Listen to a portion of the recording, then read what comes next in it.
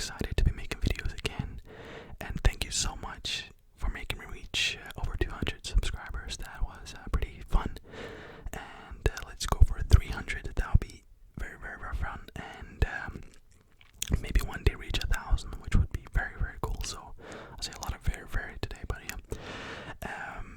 Also, thank you guys again so much for supporting my channel. It means the world to me when I see you guys' comments and likes and just engagement in general. A view is an engagement to me, so thank you so much. And is there anything more? I don't think so. So yeah, as always, I have my phone here, which I gotta read from. So yeah, let's get right into the Reddit ghost stories. Okay, ghosts are real. I'm right now sitting in my front porch smoking a cigarette. I cannot bring myself to look back inside my house. There is someone there. Just over 2 months ago, I moved into a new house after losing nearly everything due to COVID. I won't go into details or draw this out. Typing this out is making my eyes swell and every hair in my body stands right up. But goddammit, I saw a human-shaped shadow in my walk-in closet. Am I going crazy? Maybe, but I know that I'm not at the same time. Okay, so this is what happened.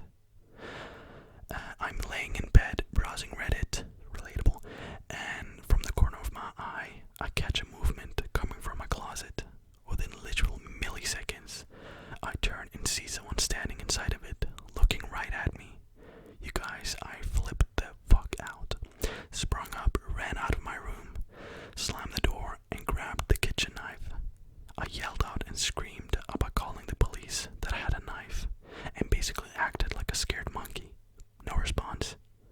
After about a minute of yelling and realizing I had left my phone in my bedroom to call 911, I slowly peeked in. There was simply nothing there, you guys. Nothing. No one could have gone anywhere. I am fucking pissed and terrified at the same time about this. I saw this person. I saw their shape, their movement, their arms. There was a humanoid figure in my closet, and that's all I know. I don't know what to do from here. Very, very interesting.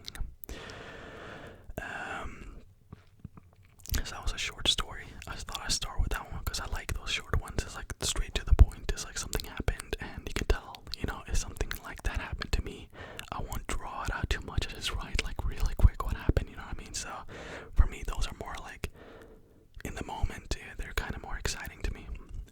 So yeah, the next story is called That's Not My Daughter.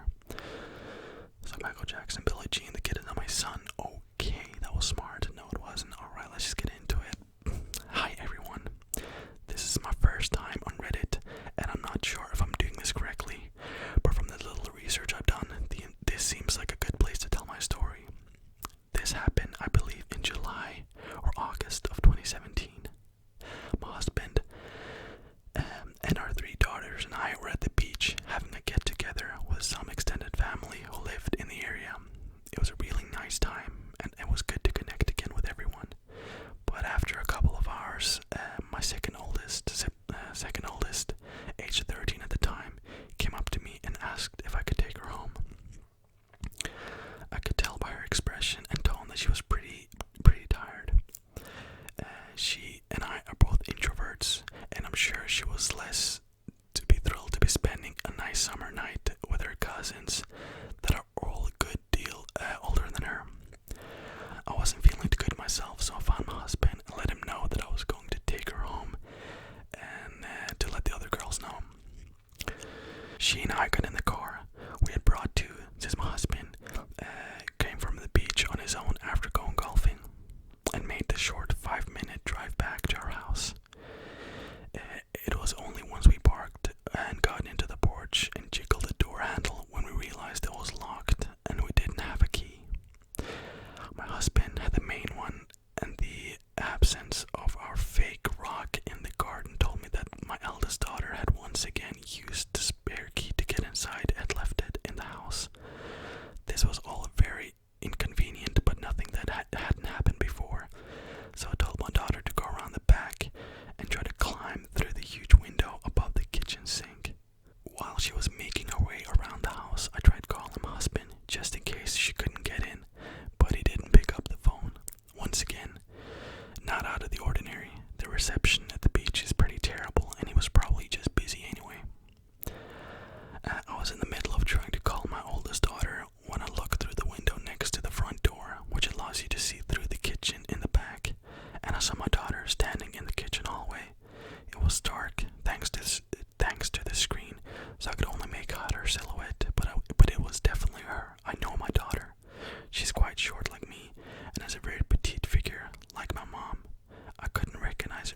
recognize her from miles off. Great job, I remember calling out. Come on, lock the door now. She didn't move. By the way she was standing, I could tell that she was staring right at me, but she didn't move a muscle. At first I thought maybe she was on her phone or something, but I could clearly see her arms on either side of her. She was standing in a quite odd position as well. Her feet were a good distance apart, and her arms were slightly raised from her sides.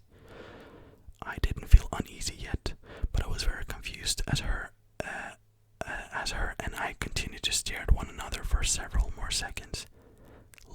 Lily, I remember saying again. No more than 5 seconds after the name left my mouth, my daughter came jogging from the side of the house and up the steps, telling me she couldn't get inside because there was a screen on the kitchen window and she couldn't pry it off. I stared at my daughter, my real daughter, for multiple seconds with what must have been a very terrified expression because her face instantly fell and she asked me if everything was okay. I couldn't answer, and I remember feeling my whole body started to shake as I slowly looked back at the window and into the house. Maybe I had imagined it. No, this thing in my house was now in the living room, standing in that weird position, staring right at me, but now at least 10 feet closer. Fear and adrenaline shot through my veins in a way only a mother can know, and I practically yanked my daughter from those steps as we ran to our neighbor's house to get a spare key. Whatever was in my house was gone by the time we returned, or at least out of my eyesight from the window. But I did not let my daughter leave the neighbor's house until I had inspected every inch to make sure there was no one in there. When I had more or less calmed down and I was positive no one was inside our house, this whole thing started to seem more and more ridiculous as it played out in my head. The human brain automatically tries to give everything a logical explanation, so the more I thought about it, the more I was feeling like I could have imagined it.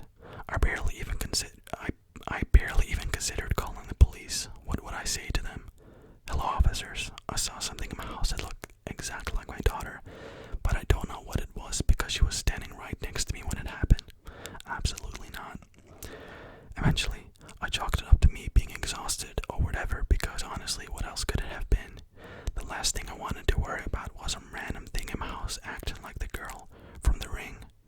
I didn't tell my daughter about the experience. I just apologized for losing it a bit and told her I saw a wasp's nest. My narration today is just top-notch, boys and girls. A terrible lie, truly, but she was either too tired or didn't care enough to question it, and her and I went straight to the TV room to watch her favorite show, Criminal Minds. This was not exactly my first choice of programs after what had just happened, but if it meant getting to keep an eye on my daughter for the night, I was more than happy to oblige. I know I said I chalked it up to being imagination, but I still couldn't shake the true feeling that my girl was in danger. It tormented me for the rest of the night, and I must have checked on her at least 5 times while she was sleeping. Over 3 years later, I'll still think about it frequently, and it seems less and less like a terrifying daydream. I am almost positive there was someone in my house that night. Let me know what you thought of this, or am I being dramatic? Nothing has happened since, and I never told my husband or anyone else, but it still torments me to this day. That is terrifying. That is absolutely terrifying. I think we'll end it right there. I'm sorry there was not a lot of stories now, but hopefully you guys still enjoyed it. And I'm very excited for Monday, as will be a conspiracy video, I guess you can call it, unsolved mystery. I've noticed with YouTube they don't like when you use the word conspiracy because YouTube is very they like to censor a lot of things, let's just say that. So I stopped using the word conspiracy in my titles or whatever. I think title because YouTube kind of buries those videos, which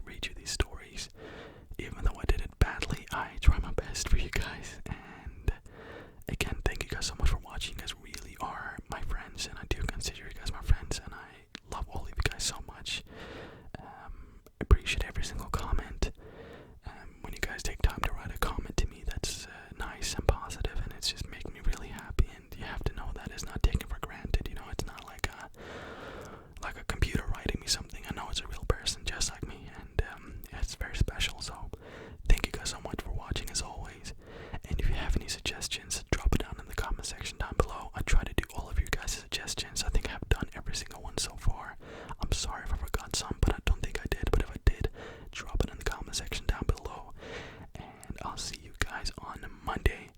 Thank you guys as always. You guys are